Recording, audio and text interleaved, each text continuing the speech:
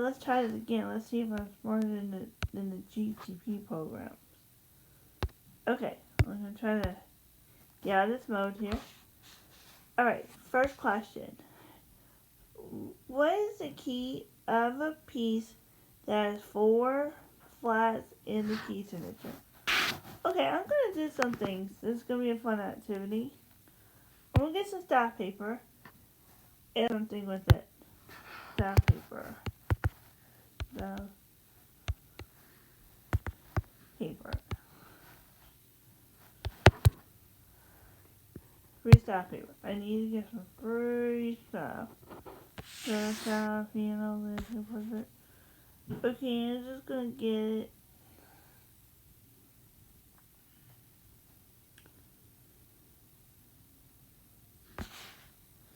Doesn't matter. I'm just gonna click on one of the following. Okay, I need to. Okay, I'm gonna go ahead and take a step right here. So I'm gonna go ahead and really write some stuff in there. But I know there's gonna be some weird some funny answer. But I'm gonna prove it. This is prove the answer. Right here. Right now. Okay, I'm gonna go and put it on notes. Save it. Alright, for this one, I'm gonna go on to get my notes up. Give it a second. Okay, for this one. Put it on my app here. There we go, come on.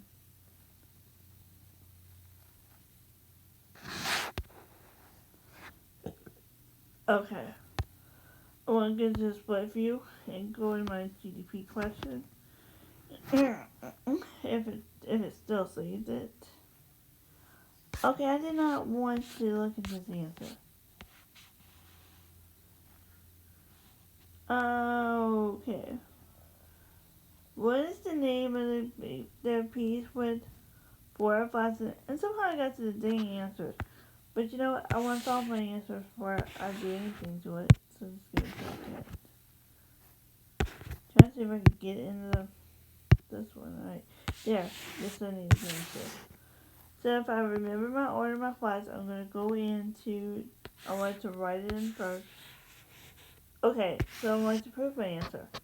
So I'm going to say B, E, it goes down to this, A, and D. I believe that's the order. So I'm going to call this one up here. All those 4 is going to be A flat major.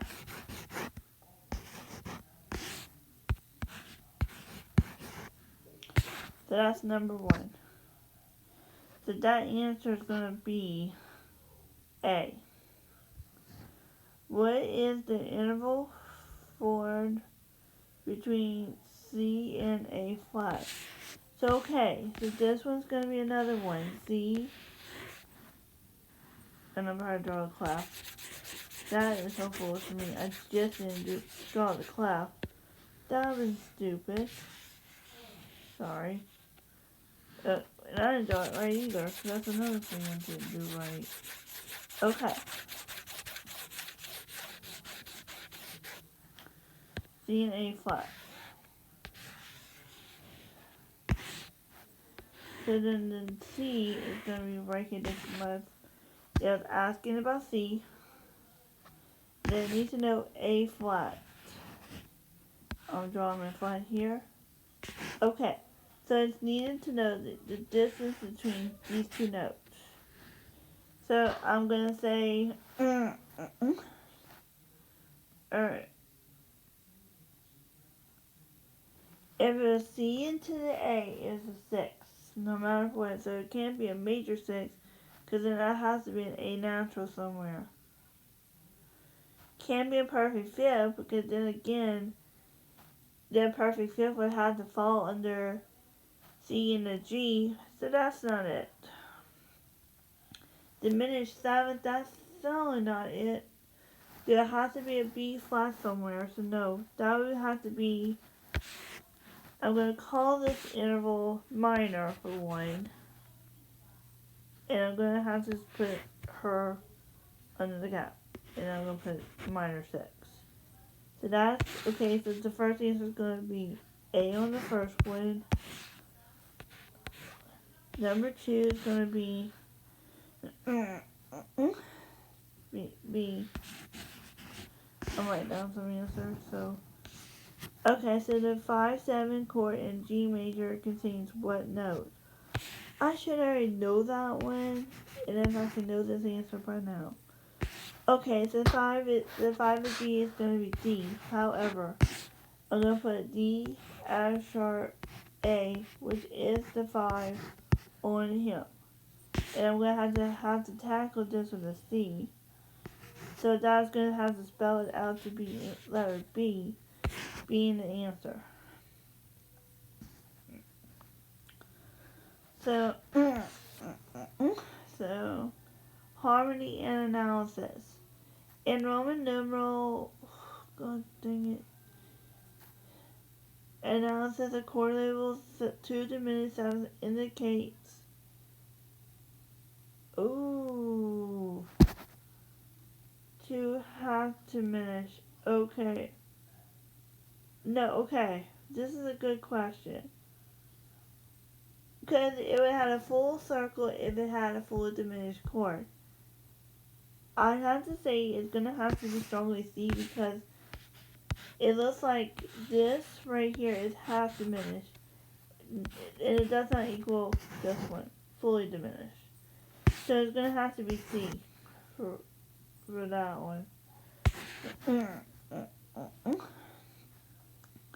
Which cadence ends on the dominant chord?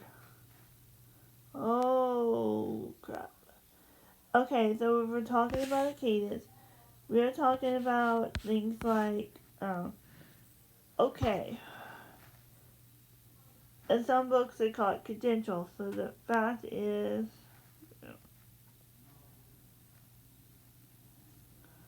I'm going to have to say A, because on syndicated is the only way, because when you have a dominant chord, let's say, for an instance, and I'm just going to draw this one out at random. So if I have this, and this is going to be a 5 right here, I'm going to have to go to 1 because that makes it on sync or the PAC. That's it.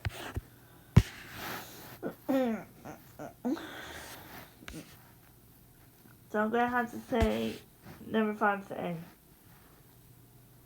A. Which composer is most closely associated with the development of the symphony?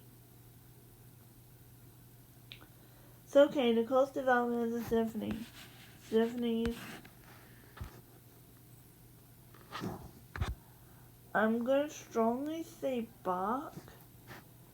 And here's why. Because Bach had a lot,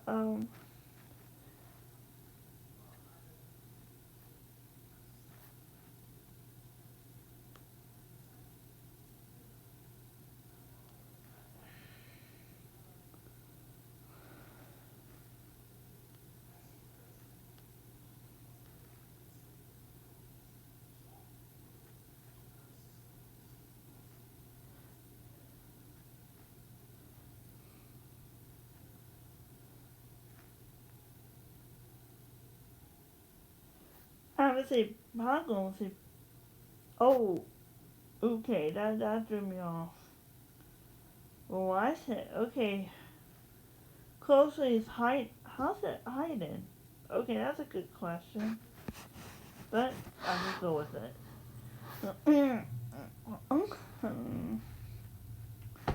Oh, pressure on the history part. Father of the symphony. Oh, that's why. Okay. Because Haydn was the father of the symphony. But we're codifying the structure that expanded the scope and importance. Oh, okay. Because Haydn wrote more symphonies than a lot of them did. He wrote about 100. Okay. That's something in my history I may have to brush up on. Okay, good point. Which musical element is a characteristic of Impressionism? Um, I'm gonna have to say, I'm gonna strongly say counterpoint on this one, so it's gonna be A. Okay. A standard of the 12-bar blues. Progression is typical in which progression?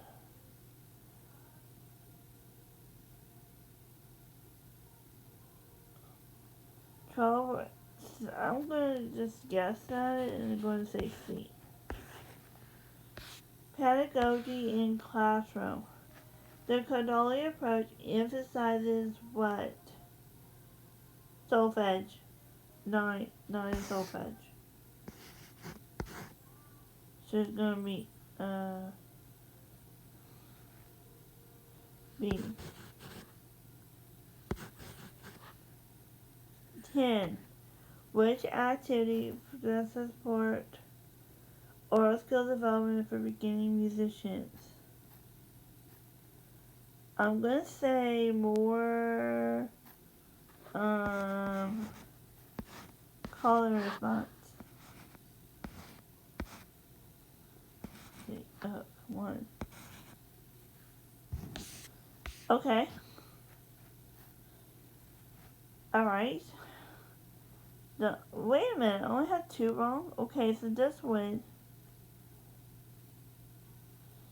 E5 major, minor 6.